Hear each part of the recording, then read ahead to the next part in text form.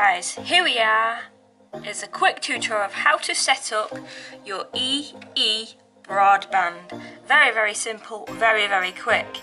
Now here is your bright box 2, so of course you'll be needing that.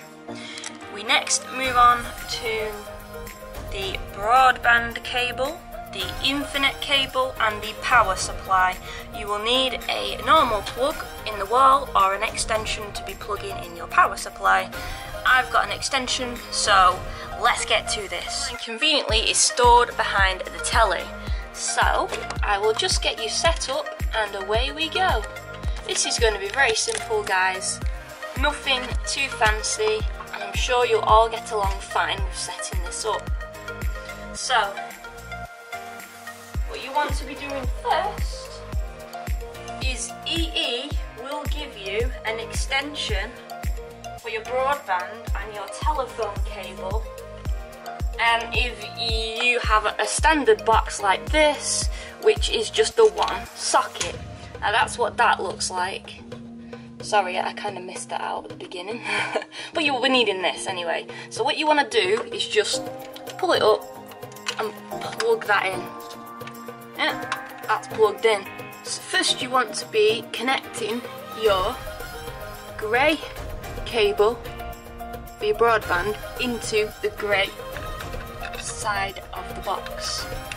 The grey side of the box. The broadband side of the box, which is the left hand side. So that is securely in. Guys, just a quick reminder, this black cable is only if you're having a wired connection, but because EE have supplied you with that, you probably ain't gonna need it. So it's not needed. All you need to do is connect that up, and the next step is on its way. So I usually put anything I don't need in the box so it doesn't get lost. So we need the box now. You just want to connect your broadband line into the very end grey one, and you hear that it clicked, so that's good. Next step is you need it to be getting your plug or your socket, your extension, and plugging your main supply in. And then finally you'll need the back again and put the supply in this small one, and that's in, and we're ready to go. All we need to do now is go live. Here's the button. You ready? 3, 2, 1. And we are on. We're on, people. This is exciting stuff. It's gone green as well. That means we're all ready to go. So bear with me. I will now show you how to connect it up to your wireless device. This is all exciting, believe it or not. This is the first time I've ever had broadband at home. I've been going off buying mobile data. Moving on. Here we go. So we need to be clicking on turn Wi-Fi on. We're now on, people. We're now on.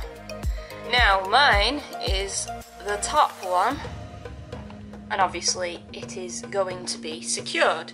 It will then ask you to put in the password, so I'm just going to put in the password, and you press. There it is. It's all in. So we click join, and we're on, people. Let's just see.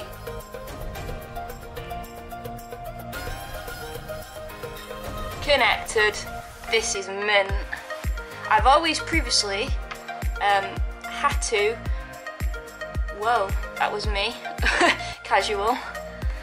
I've always had to go on Bluetooth, turn Bluetooth on and connect through my phone in the past, connect to network. So that's a little handy tip. If you didn't know, you can connect Apple products to phones as well as just connected to the normal Wi-Fi. And I bet you're all thinking, I could not live without Wi-Fi, and it's got to the point where I've not been able to live without it.